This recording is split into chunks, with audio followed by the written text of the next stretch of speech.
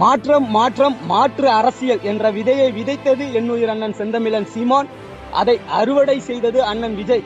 இன்று தமிழகத்தின் முதல்வராக பதவியேற்றுள்ளார்.